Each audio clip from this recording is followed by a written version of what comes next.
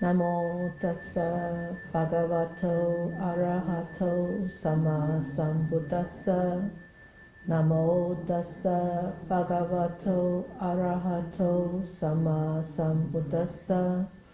Namo tassa bhagavato arahato sama sambuddhassa. Okay, so good evening everyone. So here we come, the fifth sessions of exploring the Dhammapada in different themes. So by now you should have, you should be familiar of which book I'm using. Maybe if today is the first time you log on, so we are using this book called the Dhammapada, the Buddha's Path of Wisdom, and the version that I'm using is by Bhikkhu Buddharakkhito. This one, you can actually download it on the web, free. So we have been looking at Dhammapada in different themes. So in the past 4 months, we have done 4 topics already, 4 themes, and tonight we're going to talk about good friends, and then we have 2 more coming. There's self-reliance and following the Dhamma. So I remember last month when we talked about happiness. Last month we talked about happiness, and I forgot to give to bring out some reflecting points, but I did. I do now. So when we talk about happiness, I just want to do a recap. When we talk about happiness, happiness is different to everybody. The definition of happiness is different to everybody, including human beings or animals. For a dog, maybe getting a favorite treat is a happy thing. It brings happiness. For a bird, maybe getting a bath of water in the hot, continuous summer is very happy. You can see these birds, finding a puddle of water and then, try to wash themselves. They look so happy. We think that they are happy. But for us, human beings, what is the real happiness? So last month we talked about happiness. What brings happiness is the Buddha in the Dhammapada. We have verses saying that with a subdued and guarded mind that brings happiness. So that is in verse 35 and 36. And then we go on to talk about happy association with noble people helps to end sufferings. When sufferings are ended, that means happiness is there, right? So you can see it from verse 376. So how far does happiness go? It can go far, very far, and it can go far and beyond this lifetime. It can go towards the future lifetimes, and even future many lifetimes. And we can see that in verse 169. So I put out a few reflections, and we can actually go and spend a few minutes on these. Is happiness versus unhappiness. How do you actually understand it? Are we like a doggy, or are we like a birdie, or we are, whatever. In the past, up until we talk about happiness in November, what is the ratio of happiness versus unhappiness in your past? And then, has this ratio changed over time? And do you actually agree that happiness can travel far and beyond? Okay, the floor is yours. Laurie. Just a minute. Yeah. Ego. Good evening, Super. Good evening, everybody. Wow, happiness was something so different before Yeah. than it is now. Yeah. So Okay. different. Yeah. And so I've been thinking about it all month. And that ratio is, I feel definitely that I'm far more happy now than I was before. Mm. Before I was always equating happiness with things that I wanted. Mm. And if I got them, I was happy. Mm. Yeah. Yeah, right. But then I was so frequently unhappy as well. Ah. Yeah, so the ratio has definitely changed over time. And I think back, what you talked about, Lily, you mentioned Dharma and all of the qualities that you had to have. And I think I've been so lucky at that because, I'm sorry, it's very discombobulated to hear myself talk after myself. Mm. But anyway, I feel like the happiness that I have now is more of a peaceful calm and acceptance Mm. and a gratitude. Yeah. Yeah. And I feel it consistently, Yeah. and I'm just very grateful. Mm.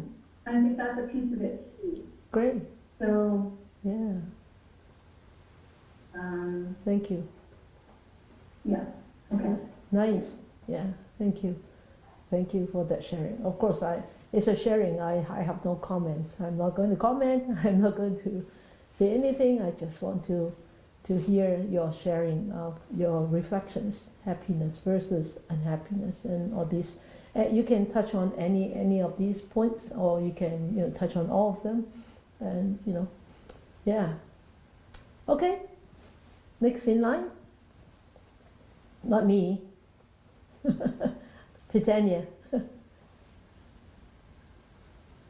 evening, Steve everyone. I really love this topic, happiness versus unhappiness, because I was so interested. When I was down and miserable, I would look at the calendar and try to find some holiday or So difficult something to to hear. look forward to that could cheer me up and make some sense of the present moment. But now I don't do this anymore. So before happiness was something positive, something kind of happy, labeling happy. I don't search for happiness anymore, because I was looking into suffering. Mm. When I encounter Buddha's teaching and people's teaching, now I really look into my suffering and welcome it with open arms. Mm. It's how I accept and embrace suffering that could bring me peace and contentment. Mm. And recently, I thought of suffering is actually like a design of happiness, because it's like two poles, right? Mm. The opposite from Yeah. suffering actually is happiness. Yeah. So I think I am starting to understand hints of what Buddhists take on suffering. I was kind of shocked when I first heard about this, but now I don't dare to not give you. And yeah, I think I will continue to talk and try to talk about happiness and continue through suffering. Good. Thank you. Yeah, it's very difficult for us to hear because there is a lot of echo, from Laurie or from Titania. Yeah, I don't know whether it's our speaker. everybody's having trouble. Everybody's hearing that echo when you're hearing somebody else speak, Yeah. but not when you speak. So So I'm not sure okay. what that is. Sorry. Okay. Maybe we can turn off this speaker. can the TV just play the, Turn off our speaker? yeah, so that, can we hear them?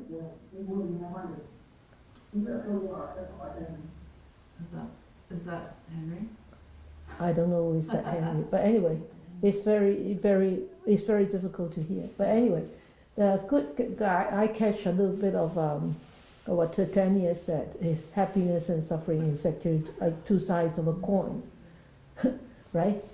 Is that what you said? Yeah, so yeah, you absolutely right. And so in order to be happy, you need to remove the sufferings.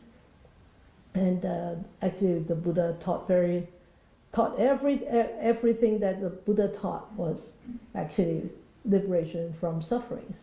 So yeah, thank you for sharing, Titania. So okay, so anybody else before we move on?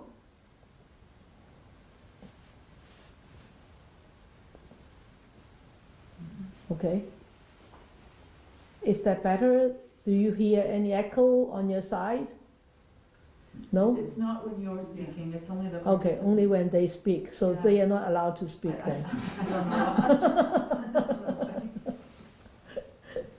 That means that suits them well, right? They just don't want to speak. So the universe knows that they don't want to speak. So when they speak, they blah blah blah blah blah and make echoes. But anyway, I'm just joking. Anyway, okay, then let us go to this topic. The next theme on exploring the Dhammapada is the fifth topic. The fifth theme is good friends.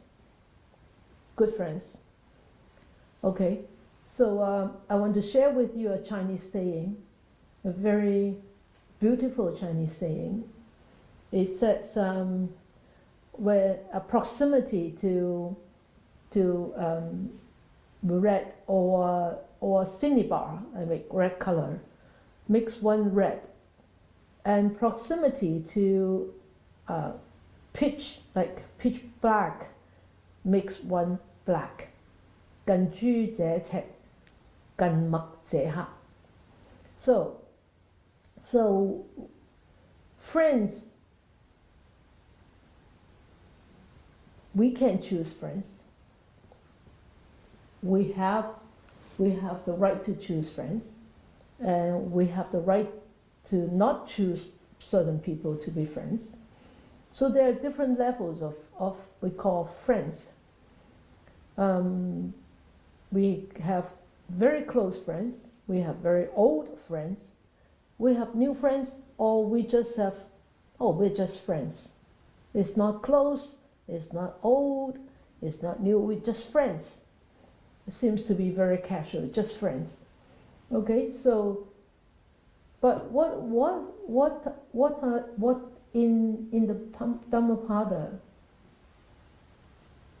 how would the Buddha address friends? What are the real friends? So let us look at verse 78. 78, it says, do not associate with evil companions. Do not seek the fellowship of the vile. Associate with good friends. Seek the fellowship of noble persons. And you can see, good friends, what happens? Sorry. Henry noticed that he doesn't see your clip. Oh, where is my clip? It fell. But you can still hear me. Oh, so that means I don't need the clip. But he was also hearing sounds in the hall.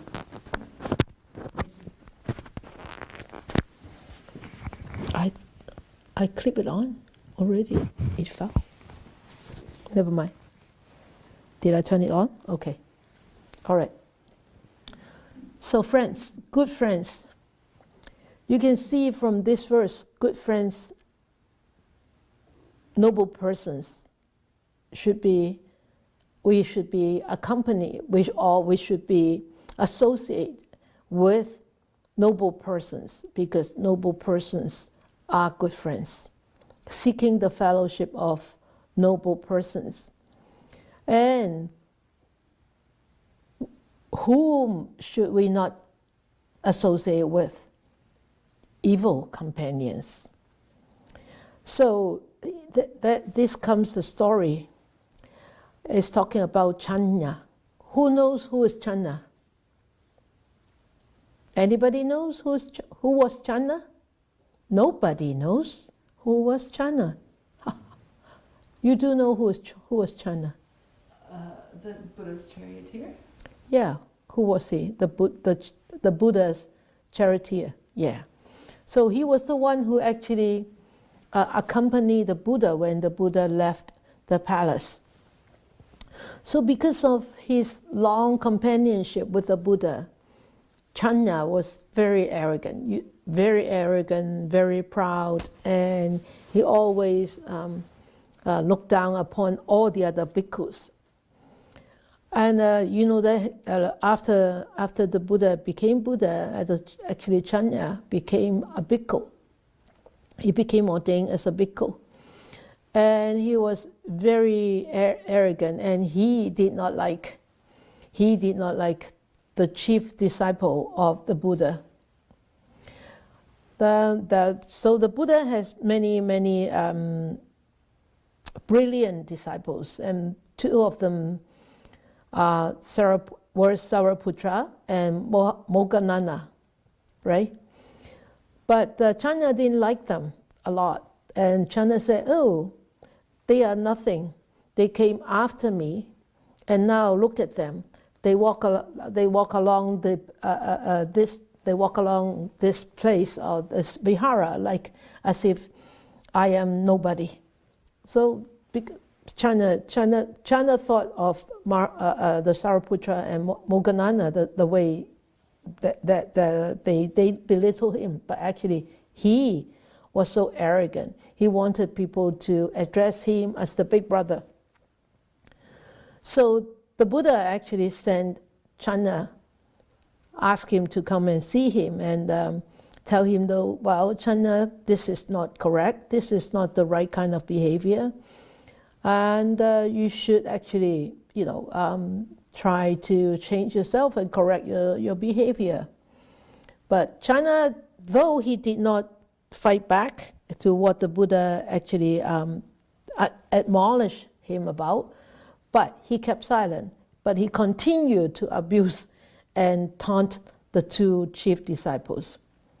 So the Buddha sent for him again and admonished him 3 times. 3 times. Still, Chanya did not change. So the last time was the Buddha sent for Chanya and said, "Okay, Chanya, these 2 disciples, these 2 people, bhikkhus, are very good friends to you. You should associate with them and be on good terms with them." But Chanya did not listen. So in spite of repeated advices and admonitions from the Buddha, and Chanya did not change, did not correct, and he wasn't pleased, and he continued to scold and abuse these 2 very, very brilliant, achieved, highly attained bhikkhus. So the Buddha eventually, kept hearing about this, and eventually the Buddha called the bhikkhus, assembled in front of him and said, "Well, Chanya would not change during my time, but he will change after I go into Nibbana." So on the eve of the Nibbana of the Buddha called Ananda to his side and said to him, and instruct Ananda to impose Brahma punishment. We call it Brahma Mandanda. That means keeping silence. He said, when you all should keep silence to Chanya behaviors. That means just ignore him. to have nothing to do with him. And Ananda said, okay, so after the Buddha went into Nibbana, that's what the Bhikkhu community did to Chanya. And eventually, Chanya, because of that distance between him and the other bhikkhus, and the silence that the bhikkhu all adopted because of the advice from the Buddha, Chanya reflected upon himself because his teacher was gone. Like the Buddha went into Nibbana. And then he had this treatment from the bhikkhu community of not advising him, admonishing him, punishing him, nothing. They did not say anything, they did not do anything, they just ignore him. So he learned about this punishment, he learned about this attitude of the bhikkhu community, and he felt a very deep and bitter remorse. And he really knew that he was wrong, and by having that kind of remorse, he actually fainted 3 times. And then he went up to all the bhikkhus community and asked for pardon. That means asked for penitence. And then from that moment, he totally changed his way of behavior, and also his demeanor, and also his experience actually changed because of his changing in all his demeanor and all his attitude. And he also obeyed all the instructions given to him by the other senior bhikkhus. And of course, because of that, he worked very diligently and eventually attained arhatship. So this verse was given by the Buddha when he was still alive. He actually said these to the bhikkhus, not to Chanya. He said this: do not associate with evil companions, because when you do, you actually would commit a lot of, unwholesome deeds, and you need to associate with noble persons and make them your good friends. So what is a true friend do? What does a true friend do? Okay, so in verse 76, it says, if one finds someone who points out faults and who reproves that means to point out your things and sort of like, what is a better word for reproofs?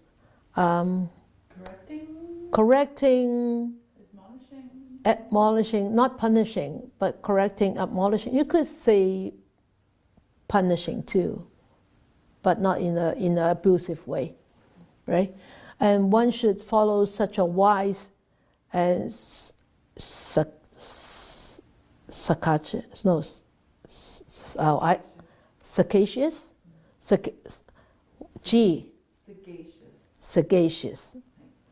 not S-E-S-A, sagacious person. That means a sage, right? Sane person, a wise person. As one would a guide to hidden treasure, it is always better and never worse to cultivate such an association. When you associate with such a person, such a person who would point out your mistakes, who would admonish you, who would advise you with what?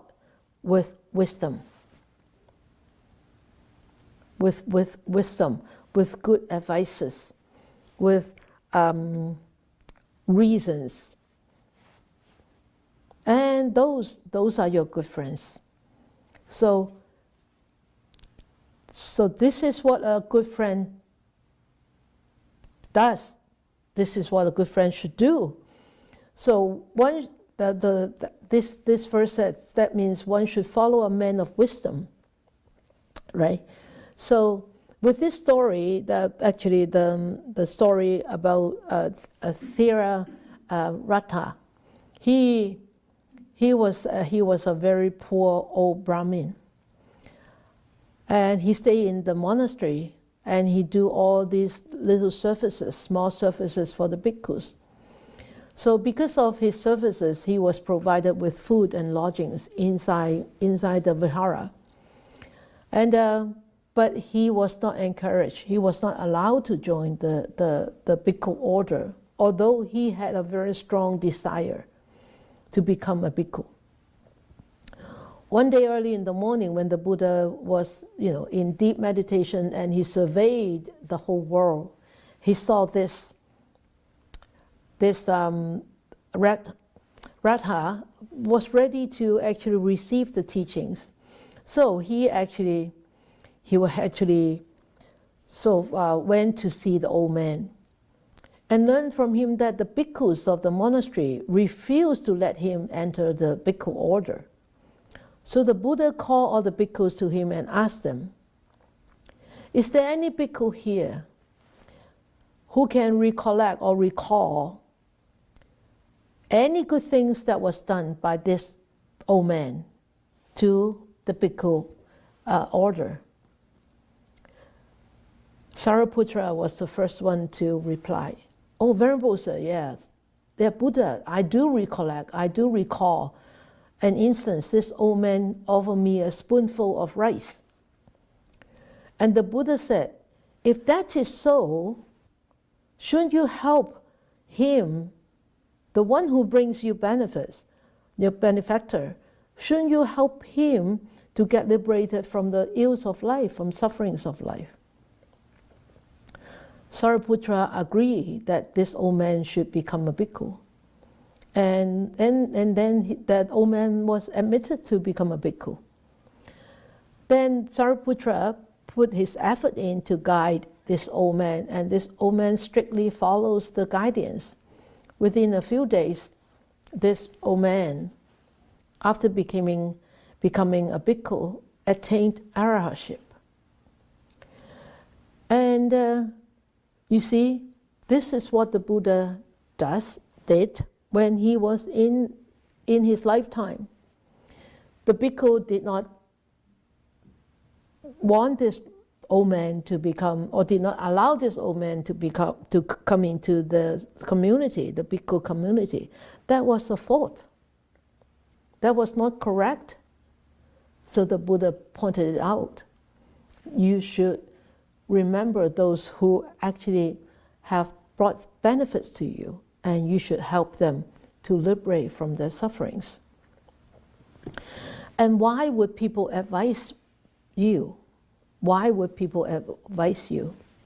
Because they see it differently from your point of view. And if anybody who point out your faults and who reprove you, that doesn't mean that they hate you. On the other hand, it means that they love you. They care about you. That's why they advise you. They reprove you. If they don't care about you, if they don't love you, why would they bother? Why would they spend their energy on advising you and also risking that you're going to hate them? Right?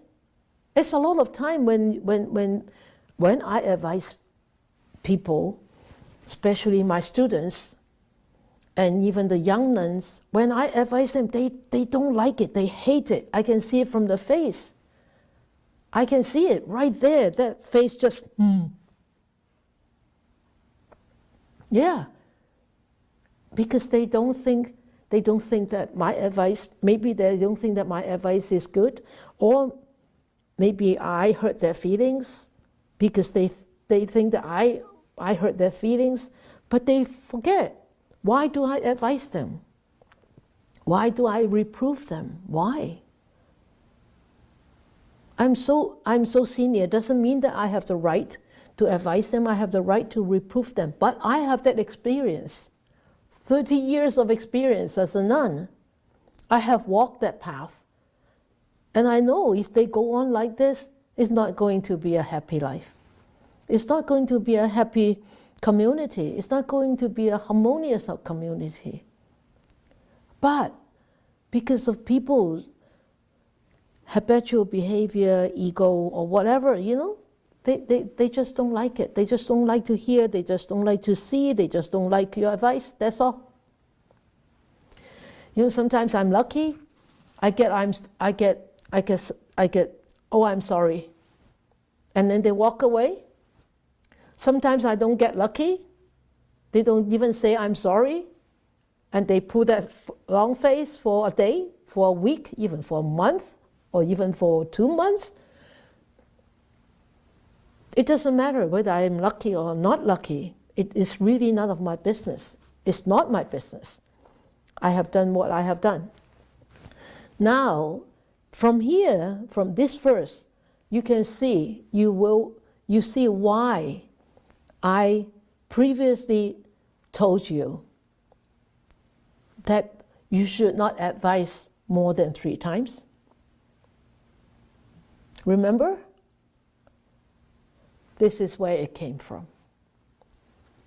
3 times. From China, the previous one, okay? 3 times.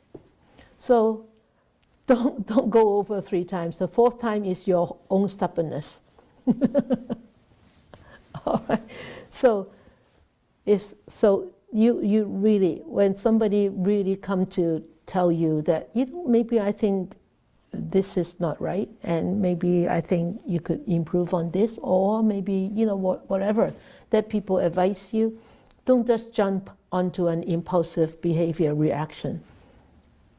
Take a step back, and no matter what, have that kind of gratitude first. Because it's always better to cultivate that kind of relationship, association. Okay? So what kind of attitudes should we have towards friends? Should we adopt towards friends or as a friend? Or as a friend? What kind of attitude? It's actually similar to the last one, is let him admonish, let him instruct, and shield one from wrong. He indeed is dear to the good and detestable to the evil. The evil don't like this kind of people. The evil do not like people who admonish, who instruct, who shield one from wrong. Because the evil want people to be evil, right? So anybody who advise people not to become evil, the evils don't like them. So this is what he says in this verse. So if you want to hear the story about this verse, is there are 2 bhikkhus, Asaji and Punya. So Asaji and Punya, they have, both of them, they have 5, or among them they have 500 disciples. While staying in the village, they make their living by planting flowering beds and fruits. And so, in one of the bhikkhus' precepts is they are not allowed to do any planting or farming. So the Buddha, hearing this, he sent Sariputra and Mahamukkananda to go and to stop them from committing further misconduct. So to these 2 chief disciples, the Buddha said this first to the Sariputra and Mahamukkananda, and tell them to go and tell this to 2 bhikkhus who actually run a business of planting flowers and fruits. So tell those bhikkhus not to destroy the faith and generosity of these lay people by misconduct.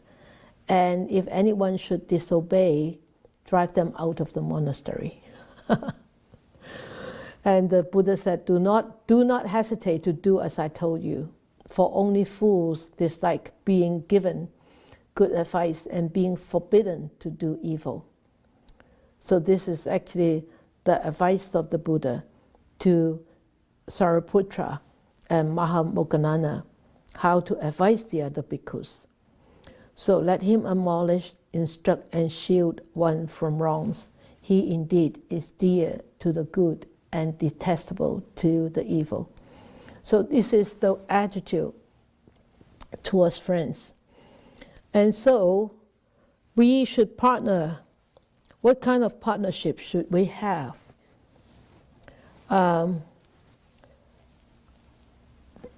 In verse 61 it said, should a seeker not find a companion who is his better or equal, let him resolutely pursue a solitary course. There is no fellowship with a fool. That means we should not partner up with a fool. So simple.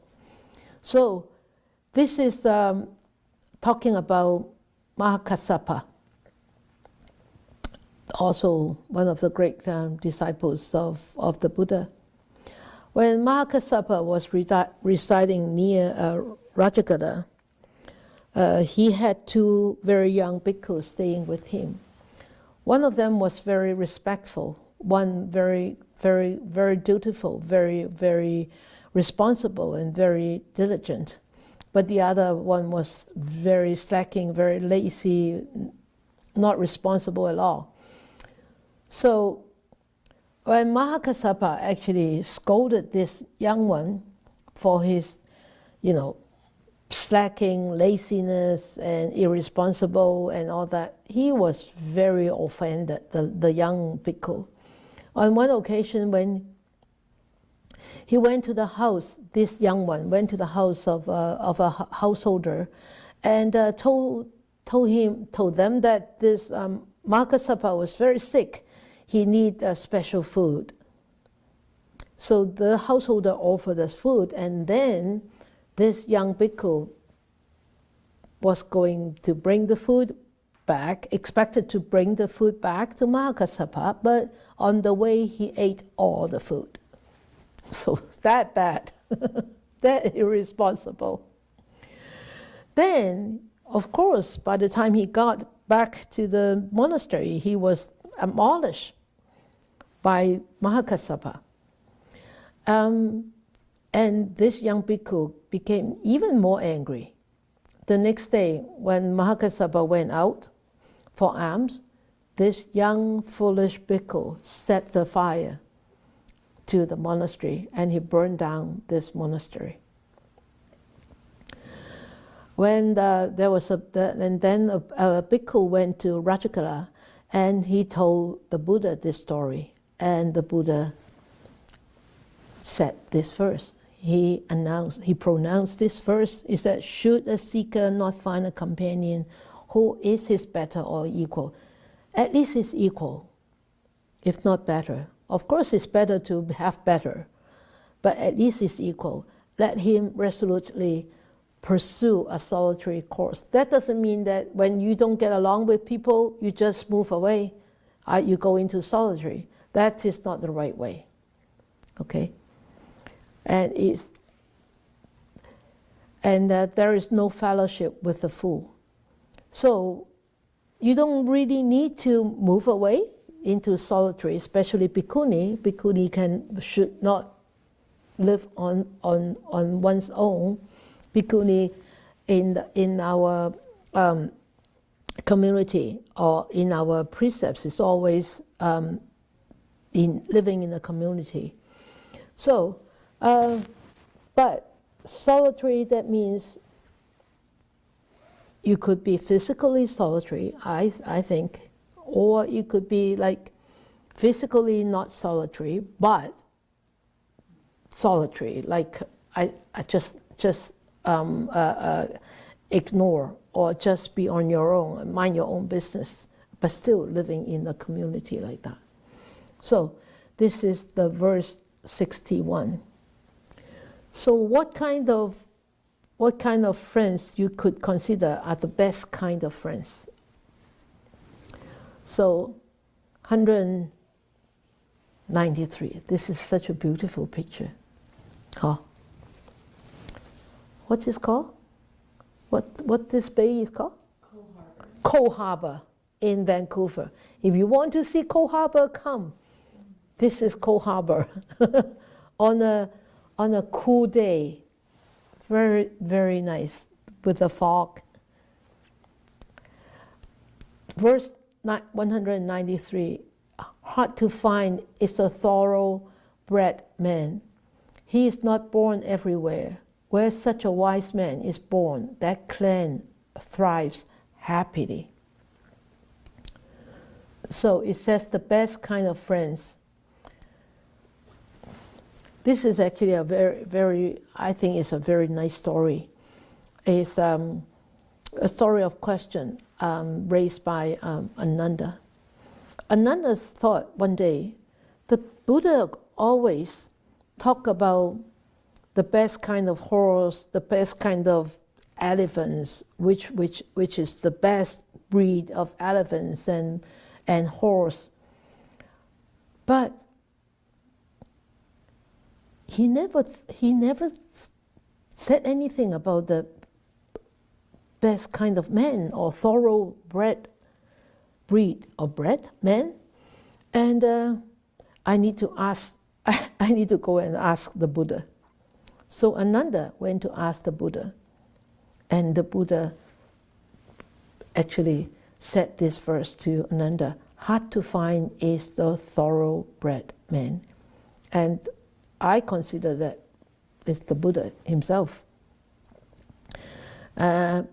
Because thorough, right? Thorough, that means completed, perfections. And when such a wise man is born into that particular clan or particular tribe or particular existence, that clan, that tribe, or that existence will thrive very happily. Why? Because that's perfection, a perfected being. And of course, in the commentary, it says, a thorough that clan is the clan of Katya, that clan is the clan of Brahma. But I don't agree with that. I don't agree with that at all. I mean, then there will be no tribe on earth which can be happy, right? So I don't agree with just that Katya or Brahma. But I agree that whenever there is such person being born into such families or such community or such world or such nation, I'm sure that happiness would thrive in such dwellings. Okay, and then the next one is the best kind of good friends is in 206 to 208, but I take out 207 and 208 to share tonight. Is indeed one who moves in the company of fools grieves for a long time. Of course, if you're always in the company of fools, you will never be happy. And when you are in the company of fools, that means you are in the company of evil. And how can you have good friends? Those are evil friends. Association with fools is ever painful, like partnership with an enemy. But happy is association with the wise, like meeting one's own relatives. Okay, you may say, "Oh, I am in bad relationship with my relatives." So you're one in a million kind. So, but most people do have some good relationships with some members of the family, or your siblings or distant families. But of course, the Buddha in his teachings, he already taught and talked about relationship with families, relationship with wives, relationship with children, relationships with parents and servants and all that. So he wanted he wanted his students to have that, to follow his teachings, to have that kind of relationship with families, with relatives. So I think that's why it came these verses. Okay, so and 207 and then 208. So follow the noble one who is steadfast, wise, learned, dutiful, devout. One should follow only such a person who is truly good and discerning, even as the moon follows the path of the stars. Or I think this one actually at the end is not even.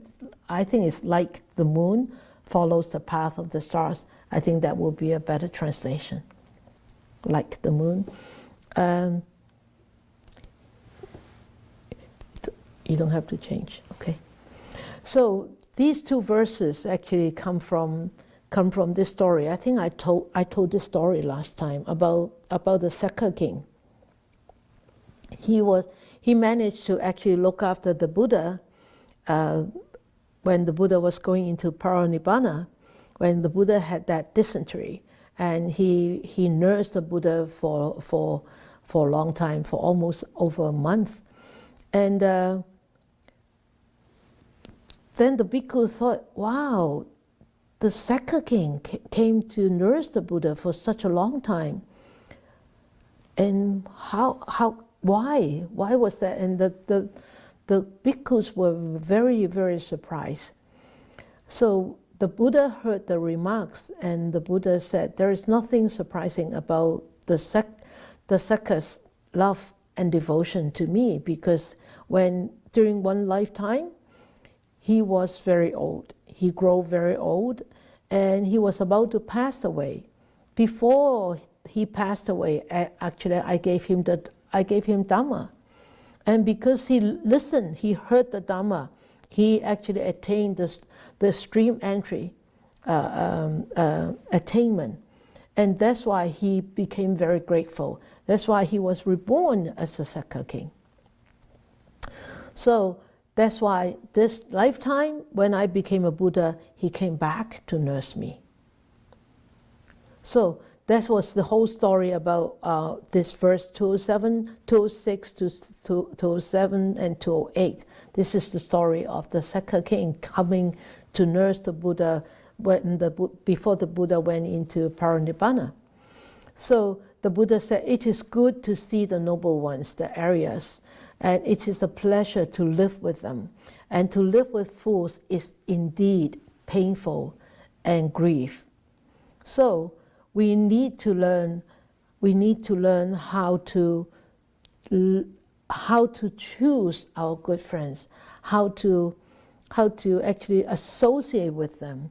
And when we actually have a good friend who reside with us, or who live with us, who advise us, we should be so grateful.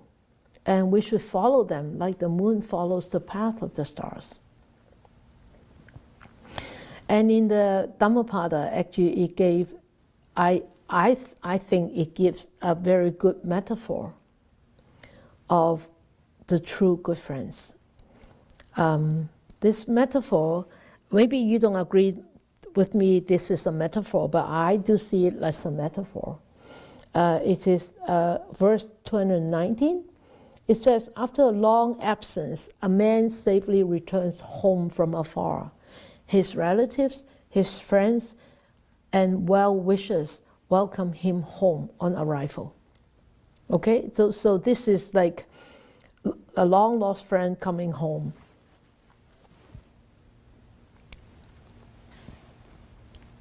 But what I meant, the metaphor is here.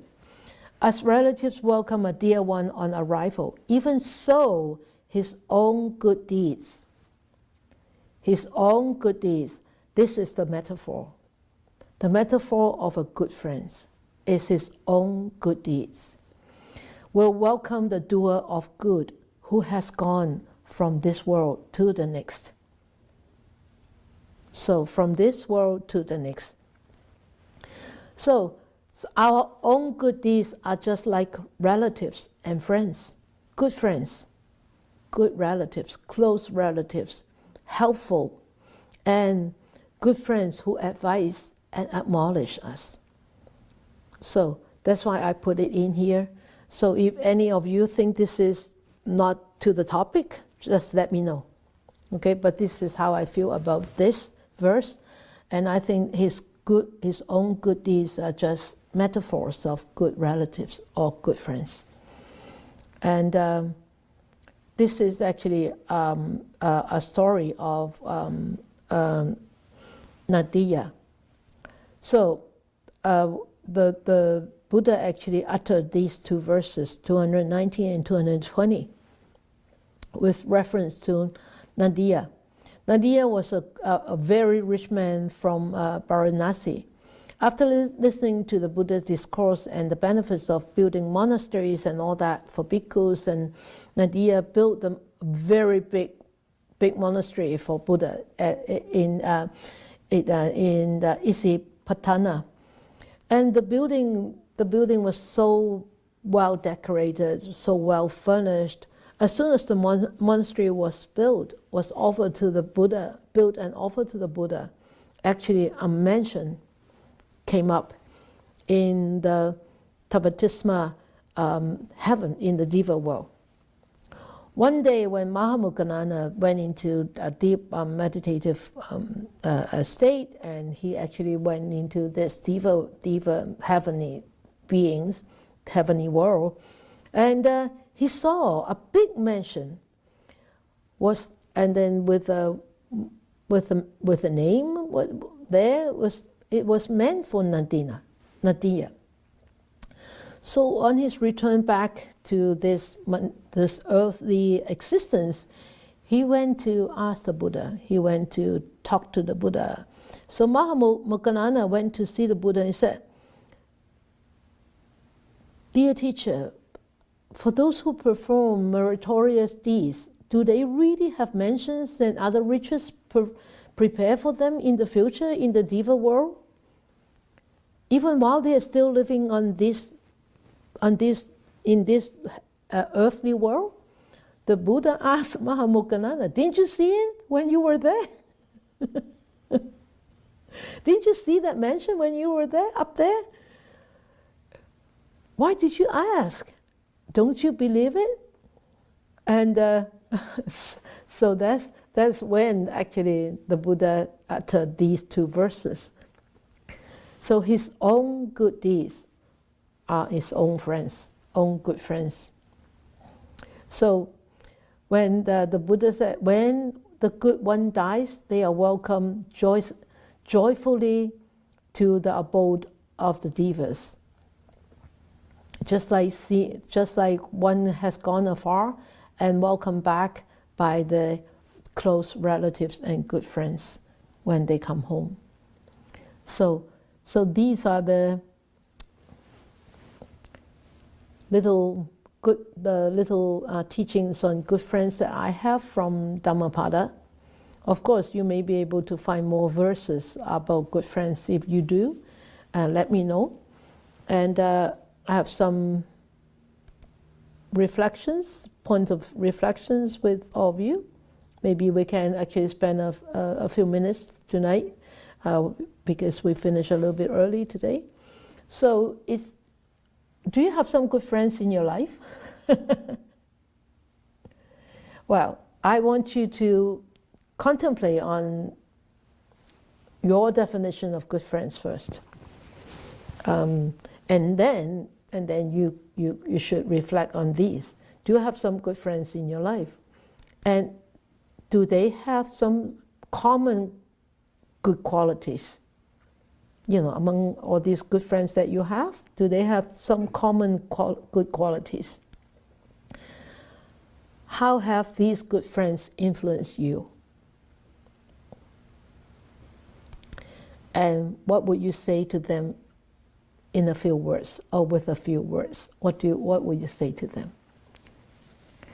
Okay, why don't we do it tonight?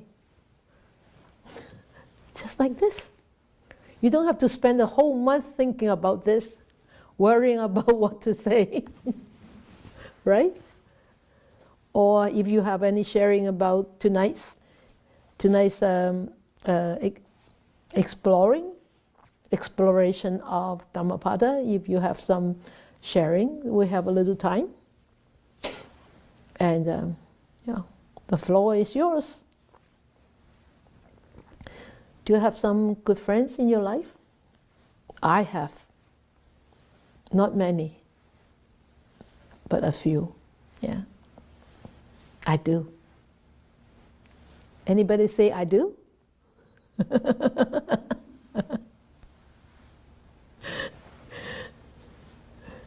Not everybody say I do. Wow. Okay. Then you have to think about that, right? Okay. So anybody who has actually said I do, you want to share something about your good friends? Is Molly nodding? Oh, there we go. Irene, yeah. Molly said she has some good friends because I said, anybody agree with me? I do. I have some good friends. Irene, yeah.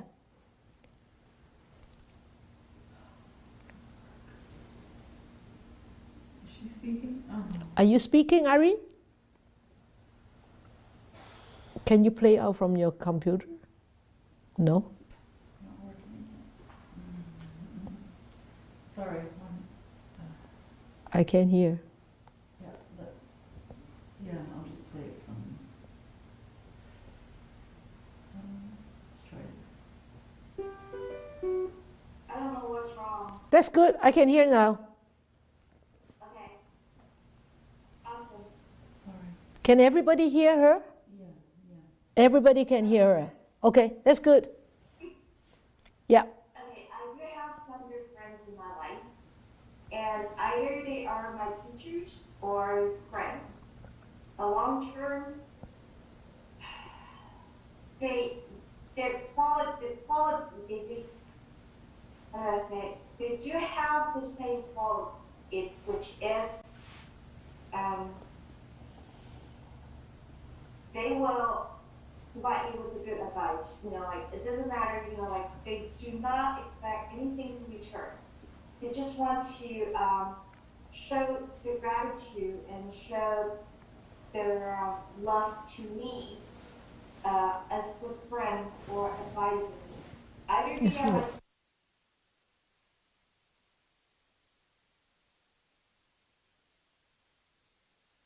common good qualities, from the people the person that I identify as good friends. And they most often have the high virtue, they're taking precepts. They're taking what? Precepts. Precepts. Oh, I see. Okay. Morality. Yeah. Uh-huh. Yeah. So They're moral. Good. Nice. You're lucky. yeah, I'm lucky. So You're very fortunate to have such good friends. I agree. Yeah. Can you hear me? Yep. Okay, good. Thank you. Thank you. Great. Anybody else? I do. Okay, Varsha.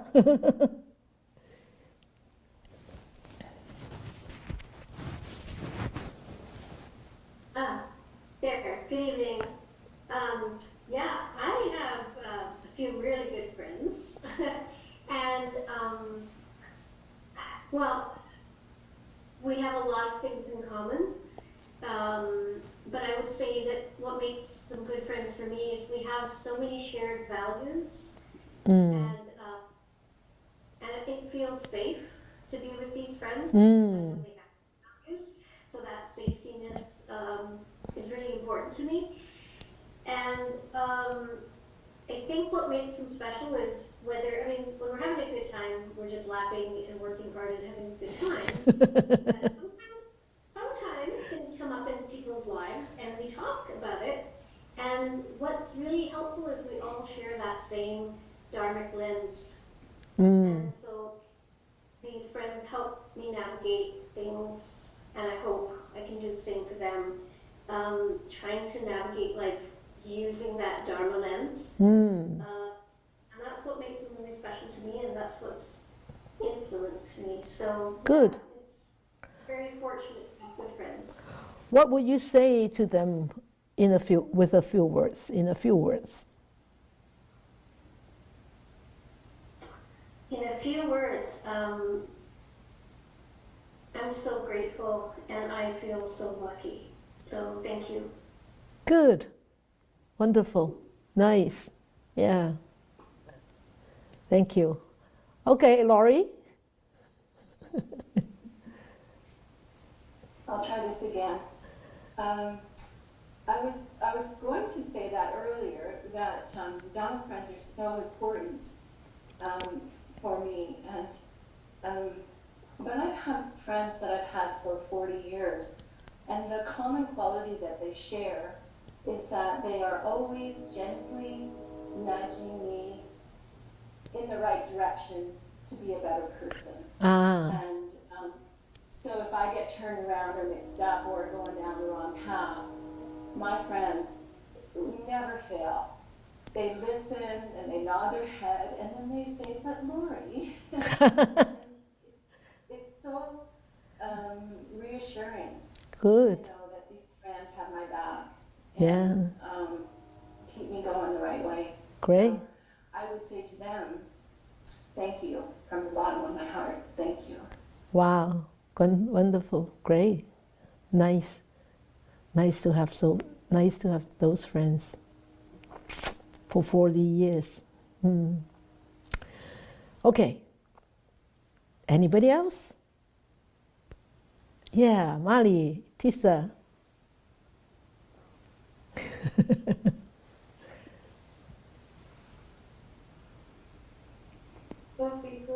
Hello, good night, good evening. Not good night, good evening.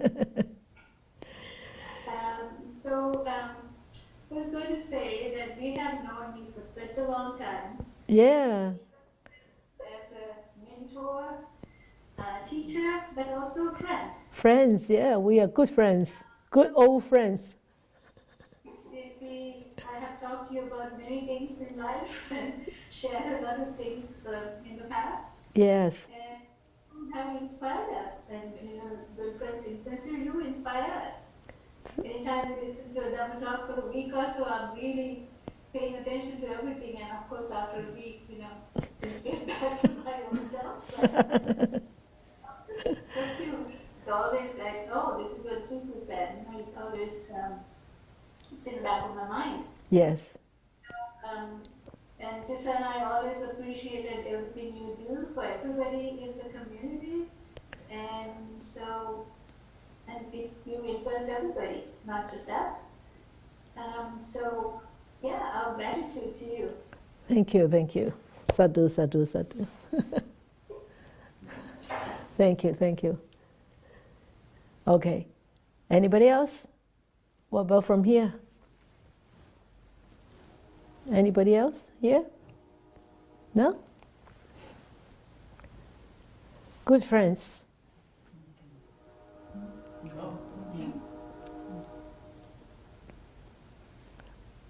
Fung King, okay. Thank you, Sifu. Good evening, everyone.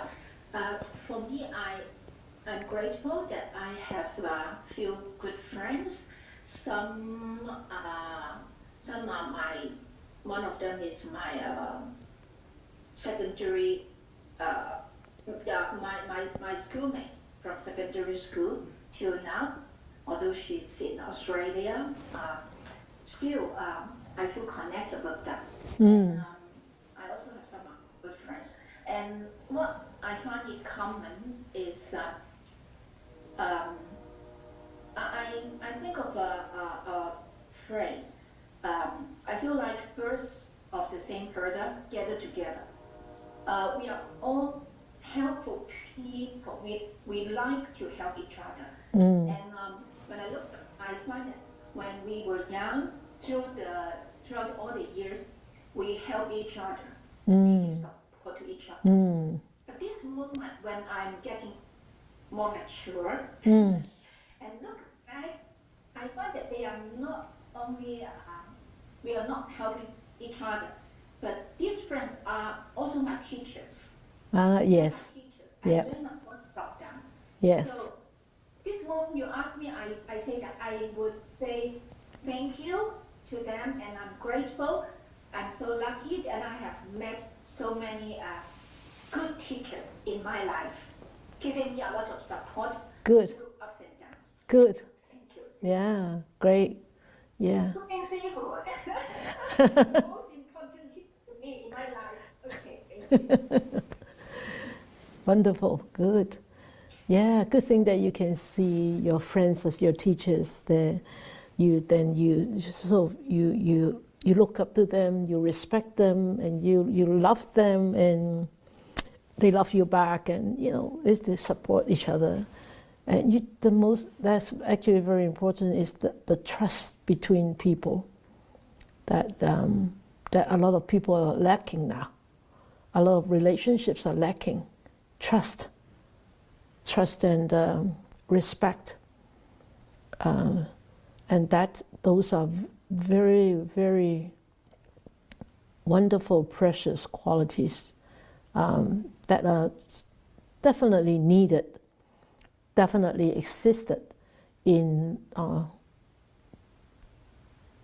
relationships, or you would say good relationships or wholesome relationships or whatever relationships that you want to talk about, is the trust and respect. I have so many good friends, and I cannot tell you how many good friends that I have, because even the inmate friend that passed away a couple of weeks ago, I considered him as one of my good friends, because he taught me a lot through the years of him coming to meditate with us. I learned a lot from him. He had a lot of respect to us. He had a lot of trust, especially on me.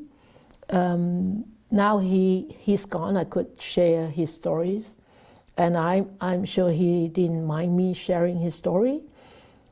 He has been in and out of prison for 40 years. He was 76, I think, when he died. So he actually was in and out for 40 years, he told me. And this last sentence was a life. So, but anyway, I did not know too much of his history, but this is all I knew because he told me in person. But then the very, very, very moment that he touched me touched my heart was, one day I went in, I don't know who I went in with that night. There was a memorial board there with a name on it.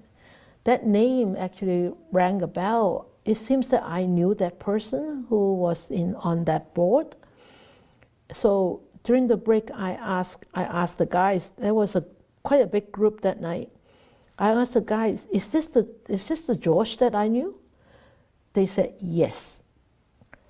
The George actually did not come for meditation. I only met him always on the way out because he was a caregiver, and he always accompanied an elderly inmate to the Bible study. So every time we left, so the Bible study people come to the chapel when we were leaving the chapel. So I always bump into this elderly, older inmate, and who had a caregiver, and the caregiver was George. So I always ask, "Hi, how are you, George?" And I remember George actually had an encounter when I talk about advanced care planning in the prison many years ago. So I met him once. But then And then Ken told me, yes, this was the George. I said, oh, what happened? He said he had PFV. Yeah, he had a private family visit. And but he did not have family to come and visit him. That means he had a cottage to himself for 3 days. It's called private family visit, but he did not have family members who came to visit him that day. And he committed suicide during that visit time that he had on his own. He killed himself. That's why his name was on the board. And so Ken told me that he killed himself. It was horrible. I said, ooh. So then during the break,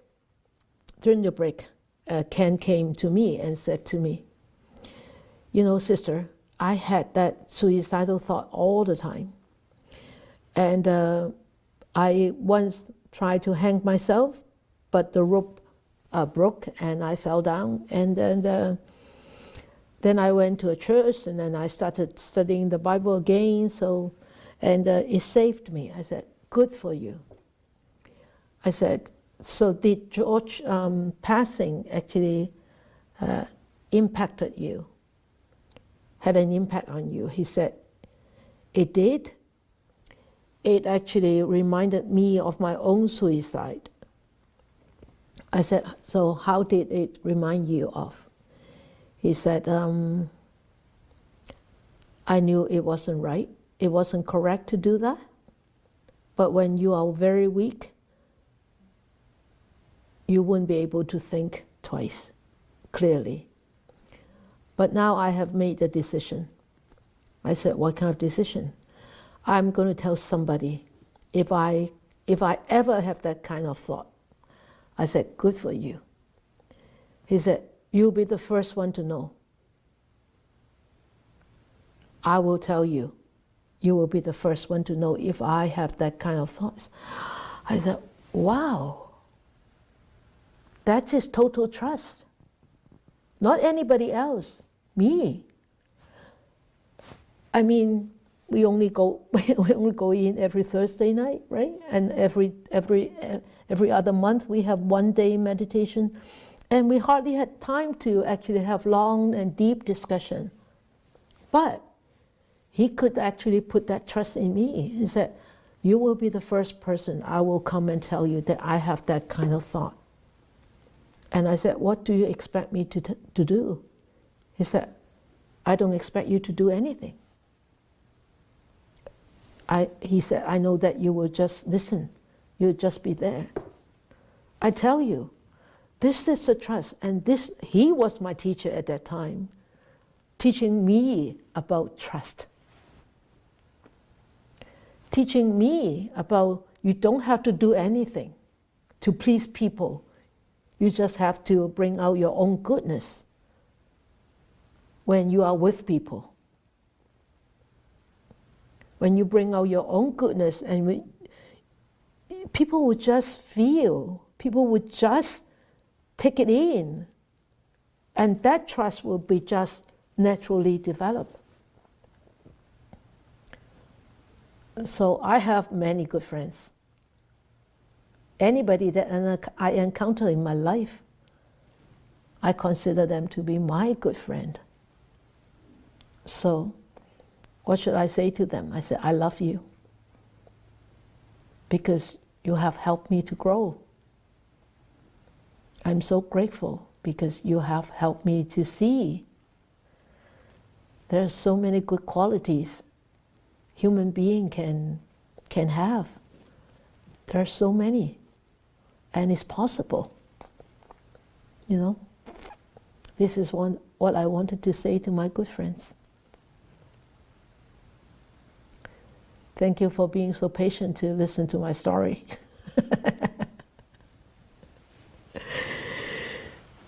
All right. Okay, so sit on these questions.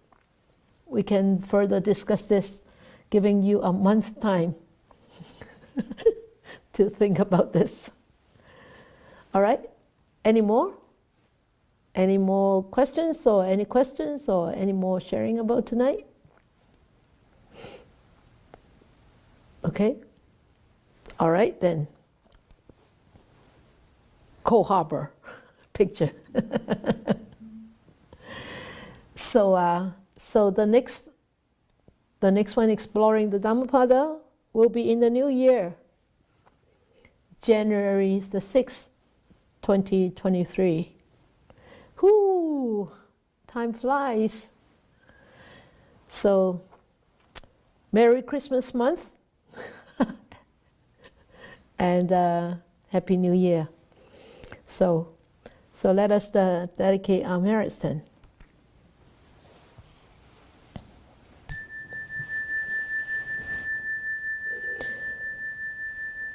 May these blessings extend to all, that we with all the other living beings together will attain the Buddha way.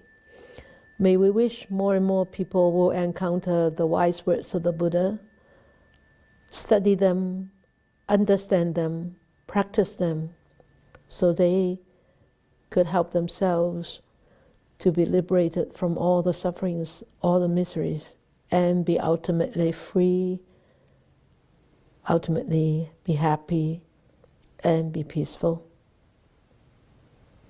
May you all be well.